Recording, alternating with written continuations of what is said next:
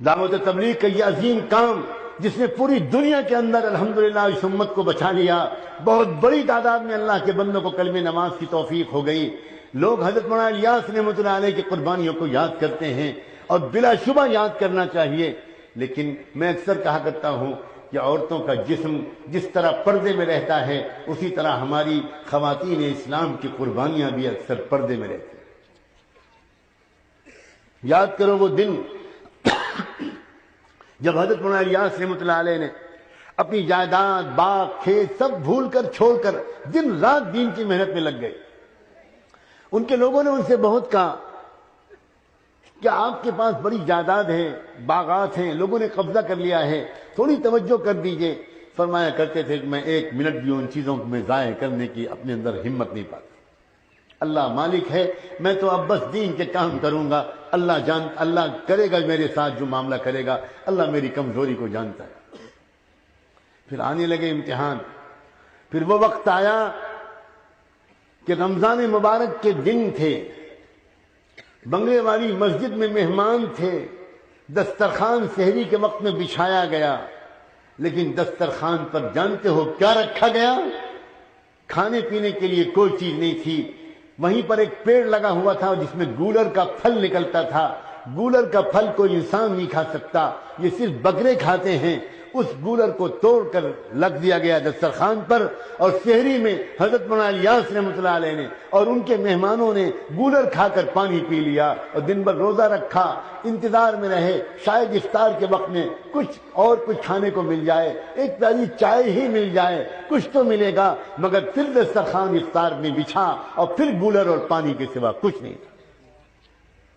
جب ایسے دن گزرنے لگے تو حضرت مولانا الیاس نے ایک مرتبہ اپنی بیوی سے کہا، ان کی بیوی اچھے رئیس خاندان کی تھی، اور ان سے کہا کہ دیکھو مجھے لگتا ہے اب میری قسمت میں تو یہی سب لکھا ہے، میں نہیں چاہتا کہ میری وجہ سے تم کو تکلیف پہنچے، میں خوشی خوشی تم کو آزاد کر دوں گا، کوئی تحفہ دے سکوں گا تو دے دوں گا، تم کو طلاق دے دوں گا، تم چلی جاؤ اپنے میکے واپس، اور پھر عدت گزارنے کے بعد میری دعا ہے کسی کھاتے پیتے انسان کے ساتھ تمہارا نکاح ہو، تم یہ تکلیف کب تک برداشت کرو گی؟ حضرت مولانا الیاس کی اہلیہ خاموش نہیں، ایک لفظ نہیں بولی، اٹھی اور کوٹری کے اندر گئیں، اور ایک پوٹلی انہوں نے چھپا کر رکھی تھی، اس میں کچھ زیور تھے اور کچھ روپے تھے، وہ لائیں اور لا کر ان کے قدموں پر رکھا اور کہنے لگی مجھے اپنے گھر سے، اپنے قدموں سے جدا مت کیجئے، یہ جو کچھ ہے میں حاضر کرتی ہوں۔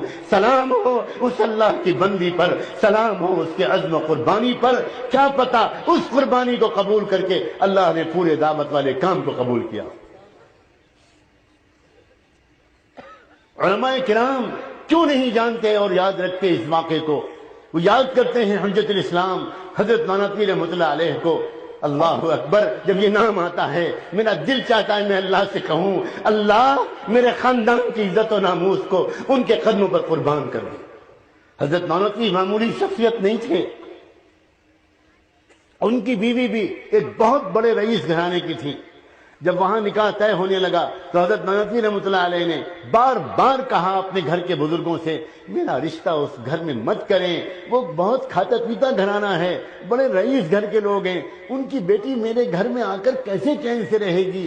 میری زندگی تو فقر میں گزرنے والی ہے، اس کی بیٹی پر یہ ظلم مت کیجیے۔ مگر بیٹی کا والد یہ کہتا تھا میں اپنی بیٹی کا نکاح مولوی قاسم ہی سے کروں۔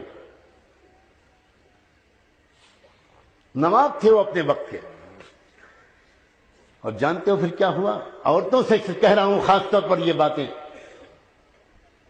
نئی نویلی دلہن رخصت ہو کر آئی حضرت نانوتوی کی، باپ نے سر سے پیر تک کے لیے زیور بنوائے تھے، لاکھوں روپے کے زیور، 1 لاکھ سے زیادہ روپے کے، اس وقت یہ 1 لاکھ زیور، پورا بدن زیوروں سے ڈھکا ہوا تھا، بہت بڑے مالدار تھے وہ، اور انہوں نے اپنی بیٹی اور حضرت نانوتوی کی عزت کرتے ہوئے اتنے زیور کے ساتھ بیوی کو رخصت کیا۔ سہاگ رات ہے، پہلی رات ہے، نئی نویلی دلہن کو لے کر بیٹھے ہیں، حضرت نانوتوی اندر داخل ہوئے ایک نوجوان، اور جا کر سلام دعا ہوتی ہے، محبت کے تبادلہ ہوتا ہے، اور بدن کو زیور دیکھتے ہیں تو پہلے ایک بات کرتے ہیں کہ دیکھو اگر اجازت دو تو میں تم سے ایک بات کہوں۔ ہاں کہیے کیا بات ہے؟ دیکھو تم تو جانتی ہو، شاید تم نے سنا ہو کہ میں تو آج کل بلقان اور ترکی کے مجاہدین کے لیے گھر گھر جا کر اپنا دامن پھیلا کر چندہ مانگ رہا ہوں۔ وہاں لوگ تڑپ رہے ہیں، ان کا علاج نہیں ہو پا رہا، ترکستان کے لیے، بلقان کے لیے میں وہاں کے لیے چندہ کر رہا ہوں۔ تم کو اتنے زیور اللہ نے دیے ہیں، یہ تمہاری ملکیت ہے، میں صرف حکم نہیں دے رہا، مشورہ دے رہا ہوں۔ اگر تم یہ سارے زیور اللہ کے راستے میں دے دو تو مجھے امید ہے اللہ تم کو جنت میں اس سے اچھے زیور دیں گے۔ کیا دلہن تھی وہ کہ اس نے 1 منٹ تردد کے بغیر ایک ایک زیور اتارنا شروع کیا اور زیور اتار کر حضرت نانوتوی کے قدموں میں رکھ دیا۔ آپ کا احسان ہوگا، اس کو اللہ کے راستے میں خرچ کروا دیجیے۔